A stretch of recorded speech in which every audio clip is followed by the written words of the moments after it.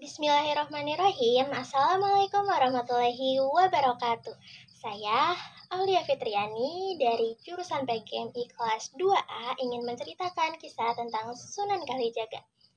Keberadaan agama Islam di Indonesia tidak bisa dilepaskan dari kebaikan dan ajaran 9 tokoh pilihan yang dikenal dengan sebutan Wali Songo.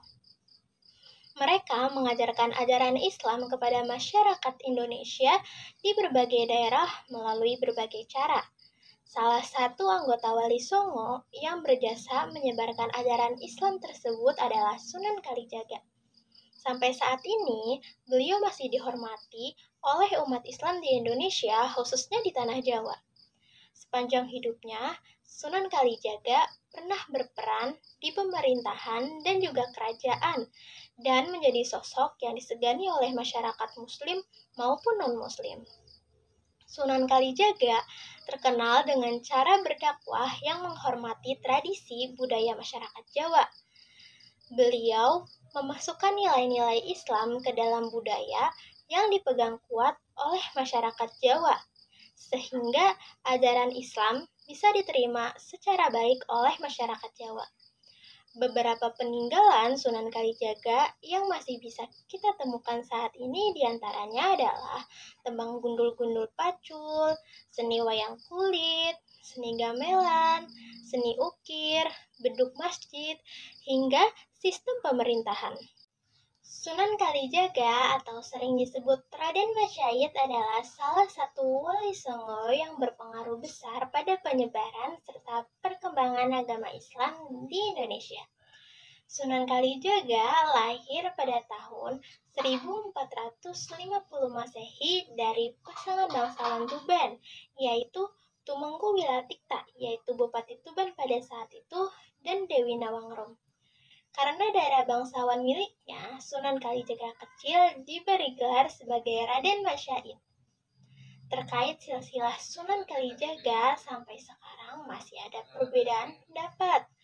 Pendapat pertama menyatakan bahwa Sunan Kalijaga adalah seorang wali Songo keturunan Tiongkok dengan nama asli Oe Samik. Keturunan ini didapatkan dari ayahnya, Wilatikta, yang merupakan keturunan Oe Tikto. Pendapat kedua mempercayai bahwa Sunan Kalijaga merupakan keturunan Arab, yaitu Qodi Zaka. Dalam literatur dan Babat Tuban dikatakan bahwa Sunan Kalijaga adalah keturunan ke-24 Nabi Muhammad SAW. Terlepas dari silsilahnya, Sunan Kalijaga diketahui lahir ketika masa kejayaan Kerajaan Majapahit sedang berada di ujung tanduk. Rakyat hidup dalam kesengsaraan setiap hari karena penguasa Majapahit mewajibkan rakyat untuk membayar upeti yang sangat tinggi. Saat menginjak masa muda, Raden Masyait mulai prihatin dengan kehidupan masyarakat sekitar tempat tinggalnya. Beliau mendengar langsung tangisan bocah yang kelaparan dan meminta makan pada orang tuanya. Beliau juga menyaksikan dengan mata kepala sendiri ketidakmampuan para orang tua untuk mengatasi rasa lapar anak-anak mereka.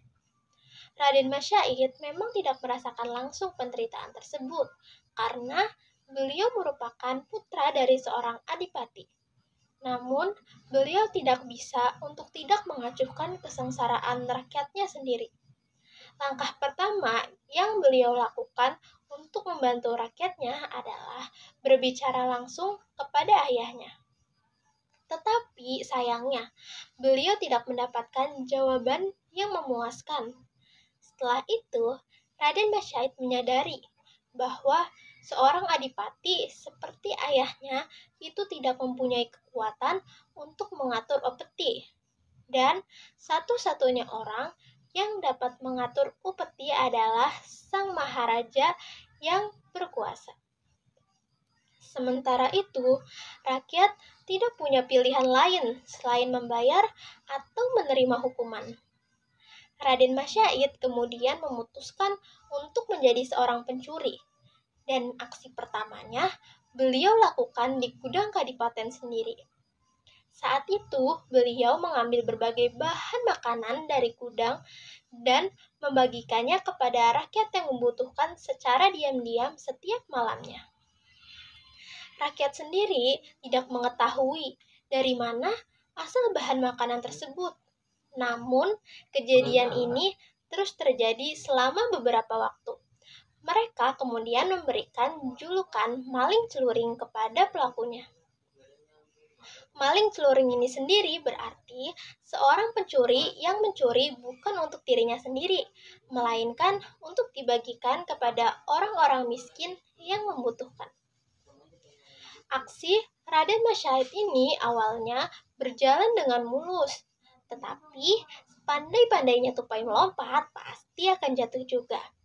Tanpa beliau sadari, penjaga kadipaten mulai mencurigai gerak-geriknya.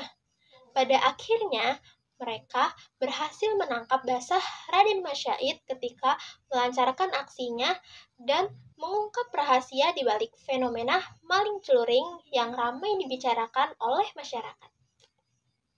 Mengetahui perbuatan anaknya, Wilatikta marah besar, lalu mengusir Raden Masyahid dari istana kadipaten sebagai hukumannya. Sebaliknya, Raden Syahid tidak merasa gentar setelah mendapatkan hukuman. Beliau masih tetap melaksanakan aksinya sebagai seorang maling. Bahkan, bukan hanya mencuri, namun juga merampok serta membegal semua orang kaya yang tinggal di wilayah Kadipaten Tuban. Raden Masyahid tetap berpegang teguh pada tujuan utamanya untuk membantu rakyat yang hidup sengsara. Meskipun beliau harus menempuh jalan yang salah bagi masyarakat, beliau adalah seorang pahlawan.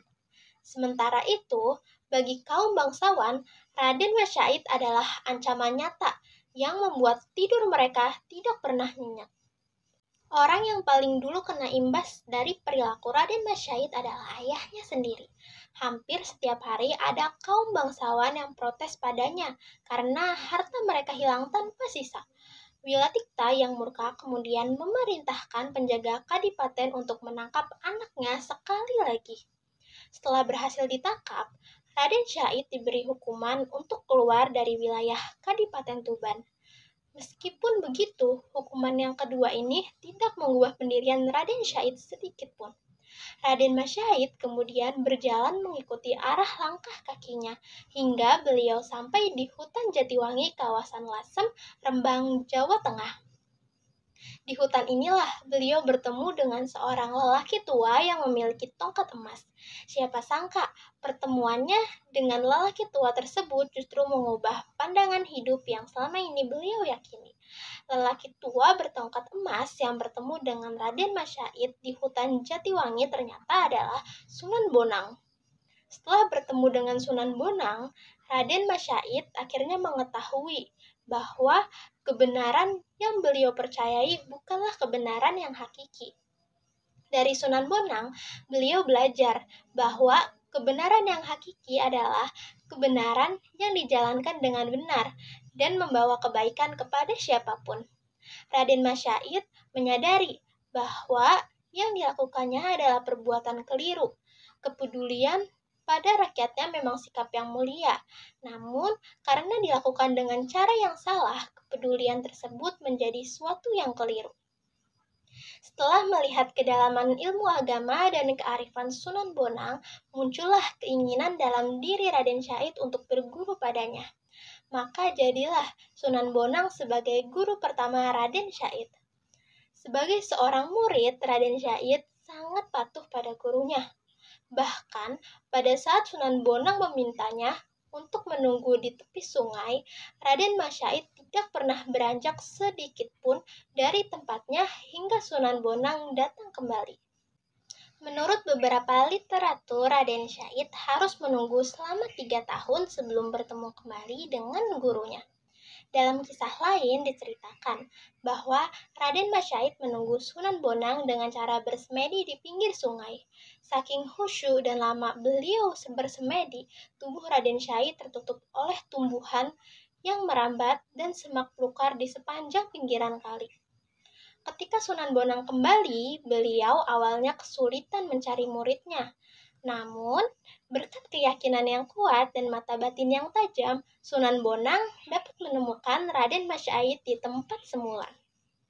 Setelah itu, Sunan Bonang mulai mengajarkan ilmu-ilmu agama dan spiritual kepada Raden Masyait. Sebagai murid-murid yang taat dan selalu belajar dengan sungguh-sungguh, semua ilmu yang diajarkan oleh Sunan Bonang dapat diserap dengan baik oleh Raden Masyait. Selain itu, beliau juga tidak cepat merasa puas dan masih ingin mencari ilmu agama di tempat lain. Untuk memenuhi rasa penasaran muridnya, Sunan Bonang kemudian memperkenalkan Raden Syait kepada Sunan Ampel dan Sunan Giri. Saat itu, Raden Syait tidak menyia-nyiakan kesempatan sama sekali. Beliau menyatakan ingin berguru kepada mereka berdua. Dari dua guru barunya, Raden Syait mendapatkan ilmu baru dan semakin mengetahui hakikat manusia kepada Sang Pencipta. Setelah itu, Raden Syait berguru hingga ke Pasai sambil menyebarkan ajaran agama Islam di Semenanjung Malaka dan wilayah Patani di Thailand Selatan. Di wilayah tersebut, Raden Syait tidak hanya terkenal sebagai pendakwah Islam, tapi juga sebagai tabib hebat yang bisa menyembuhkan penyakit kulit yang diderita oleh Raja Patani. Berkat popularitasnya itu, Raden Syait mendapat julukan Syekh Syait atau Syekh Malaya. Dalam buku Sunan Kalijaga dan Mitos Masjid Agung Demak, Dr. Fairuz Habib disebutkan bahwa Sunan Kalijaga mempunyai 3 orang istri, yakni Dewi Saroka, yaitu putri dari Sunan Gunung Jati, Siti Hafsah, yaitu putri dari Sunan Ampel, dan Dewi Saroh, yaitu putri Maulana Ishak.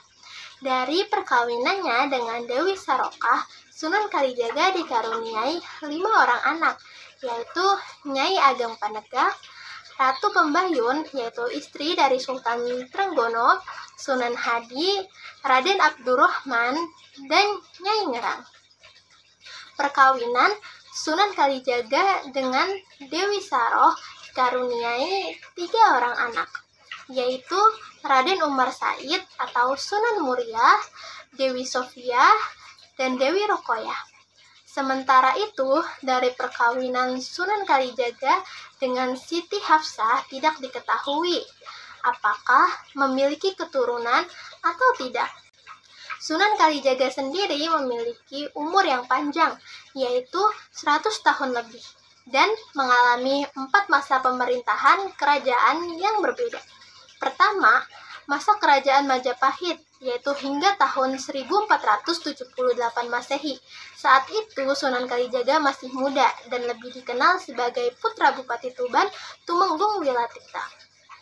Kedua, pada saat masa Kesultanan Islam Demak, yaitu pada tahun 1481 Masehi sampai 1546 Masehi. Saat itu Sunan Kalijaga berperan besar dalam pembangunan Masjid Agung Demak. Yang ketiga, pada saat masa Kesultanan Pajang pada tahun 1546 Masehi sampai 1568 Masehi. Peran Sunan Kalijaga terdapat pada kisah muridnya, yaitu Jaka Tingkir.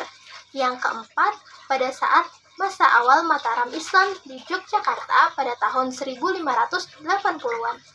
Keterangan ini bisa dilihat dalam buku Sunan Kalijaga atau biografi, sejarah, kearifan, peninggalan, dan pengaruh-pengaruhnya yang ditulis oleh Yudi Hananta.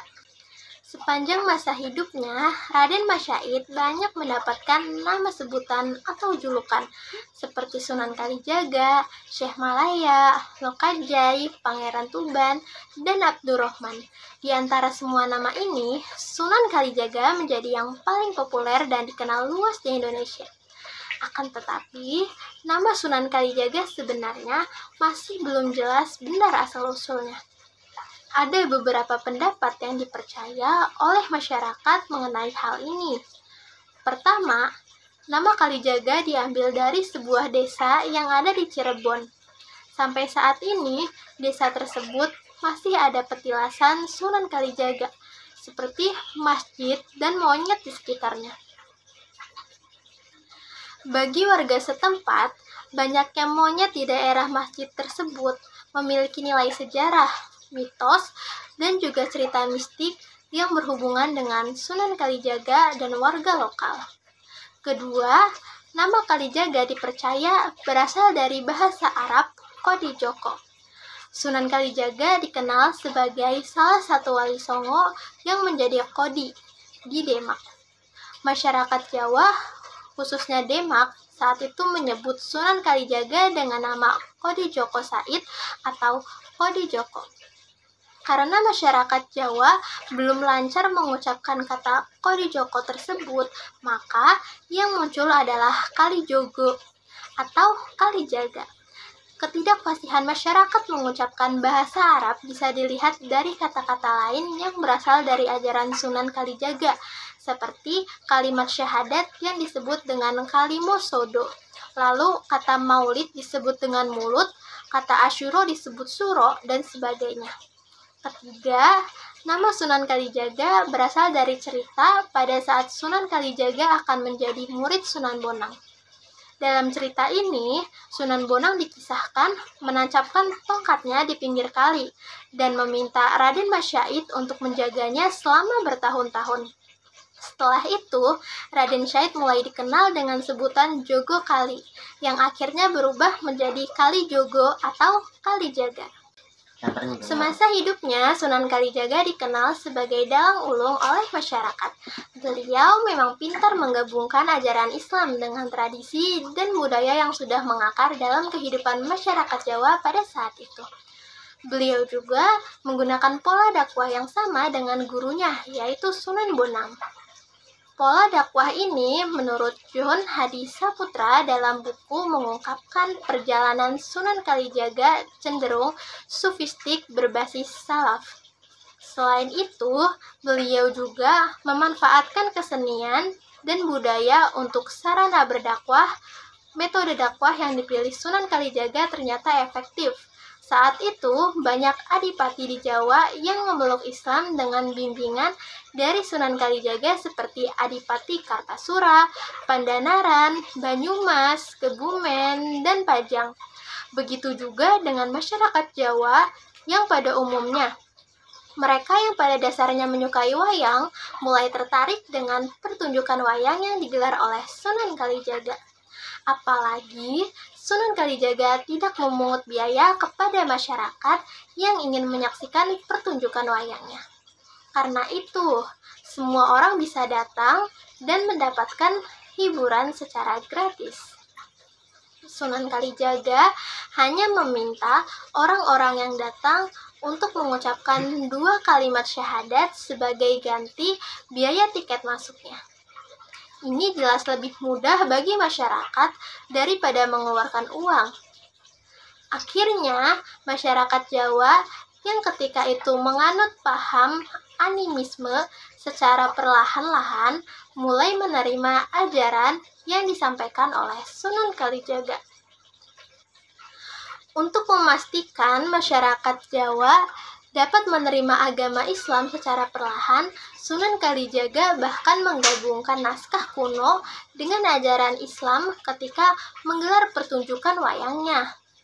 Beberapa naskah kuno yang sering dipentaskan diantaranya seperti Layang Kalimasada, Lakon Dewi Ruci, Lakon Petruk Menjadi Raja, dan sebagainya. Tak hanya itu, beliau juga menambahkan karakter baru seperti Bagong, Semar, Petruk, dan Gareng. Sampai saat ini, keempat karakter tersebut masih sangat populer di kalangan pecinta wayang. Sunan Kalijaga tak pernah berhenti menggabungkan tradisi dan budaya dengan ajaran Islam.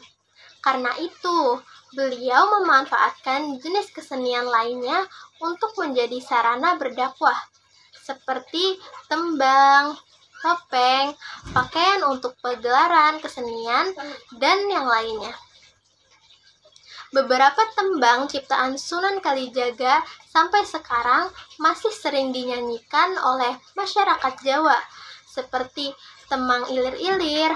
Dalam tembang ini tersirat makna bahwa manusia diharapkan dapat bangkit dari kesedihan, berjuang untuk mendapatkan kebahagiaan, dan mengumpulkan amal baik sebanyak mungkin.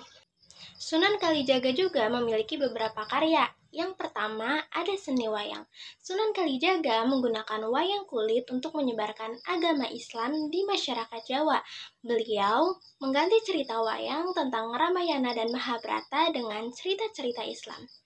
Contoh lakon wayang yang dibuat Sunan Kalijaga adalah Jimat Kalimasada, Dewi Ruci, dan Punakawan.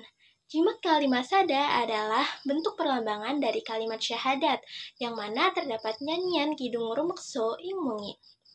Yang kedua, ada baju takwa. Sunan Kalijaga menciptakan baju takwa yang kemudian disempurnakan oleh Sultan Agung. Baju takwa ini digunakan ketika melangsungkan pernikahan dan masih digunakan hingga sekarang. Yang ketiga, ada seni ukir dedaunan. Sunan Kalijaga juga menghasilkan karya berupa seni ukir dengan bentuk dedaunan, yaitu contohnya adalah ukiran di rumah adat. Yang keempat, ada serat Dewi Ruci. Sunan Kalijaga meninggalkan 2 buah karya tulis. Salah satunya adalah serat Dewi Ruci yang terkenal karena disampaikan dengan pendekatan budaya melalui medium lakon wayang. Yang kelima, ada tembang-tembang. Sunan Kalijaga juga mengubah tembang-tembang yang syarat dengan muatan keislaman. Contoh tembang yang dibuat Sunan Kalijaga adalah Dangdang Gula dan Lir Ilir. Yang keenam, ada gamelan.